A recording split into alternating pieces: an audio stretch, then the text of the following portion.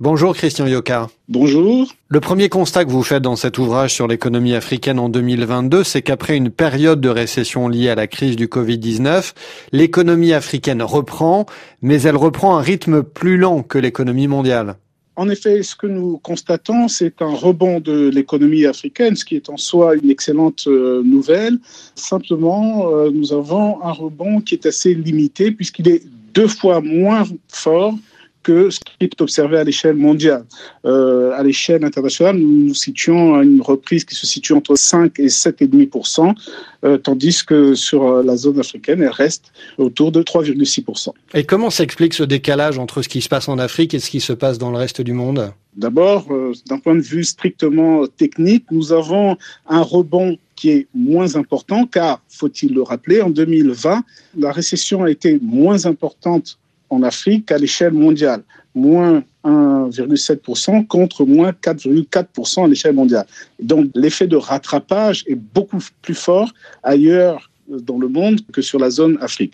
Second élément d'explication, c'est l'ampleur des différents plans de relance qui ont été mis en œuvre.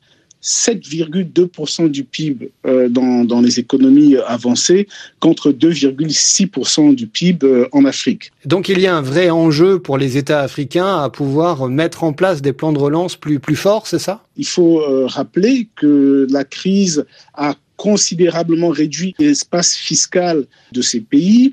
Et il faut également rajouter que le fait pour les pays africains d'avoir dû mobiliser des dépenses importantes financées sur endettement sur les dernières années a également obéré leur capacité à investir. Et donc, en effet, il y a un véritable enjeu aujourd'hui pour ces États à être capables de soutenir des plans de relance au niveau domestique, et cela passera évidemment par une mobilisation accrue de l'aide internationale. Est-ce que les économies de toutes les régions du continent redémarrent à la même vitesse ou est-ce qu'on voit des trajectoires différentes pour les différentes régions d'Afrique ?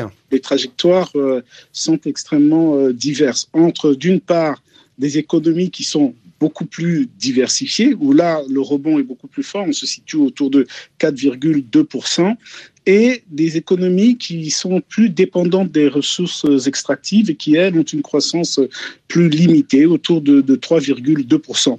Dans le premier groupe, vous avez des pays comme le Bénin, le Niger, la Tanzanie, le Burkina, l'Éthiopie, la Côte d'Ivoire, ou encore l'Égypte ou le Togo, où là, on observe une reprise de la consommation des ménages, de l'investissement public et des exportations. Dans l'autre groupe, vous retrouvez des pays comme l'Afrique du Sud, l'Algérie ou l'Angola. La crise du Covid a fait émerger dans certains pays une réflexion autour de ce qu'on appelle la transition juste. Quels sont-ils ces pays et au fond, qu'est-ce que cette transition juste, Christian Yoka ? Derrière la transition juste, vous avez d'une part une volonté de promouvoir un modèle de développement qui soit plus sobre en carbone, et par ailleurs, un développement qui soit beaucoup plus équitable, beaucoup mieux réparti socialement, en tenant compte notamment des populations les plus vulnérables. Donc moins de pollution, plus de justice sociale. Absolument. Et le pays qui, par excellence, est engagé dans cette voie est l'Afrique du Sud. Et à quel point est-ce que les autres pays du continent suivent l'Afrique du Sud, justement, dans cette réflexion sur une transition juste ? Plusieurs autres pays du continent sont intéressés par ce modèle. Ce qui s'est passé, c'est qu'à la faveur de la crise, on l'a vu, l'extrême pauvreté a explosé. Plus 33 millions de personnes en 2020, c'est considérable. Et en effet, un certain nombre de pays ont engagé des réflexions pour mieux intégrer cette dimension dans leur politique. Merci Christian Yoka. Merci à vous.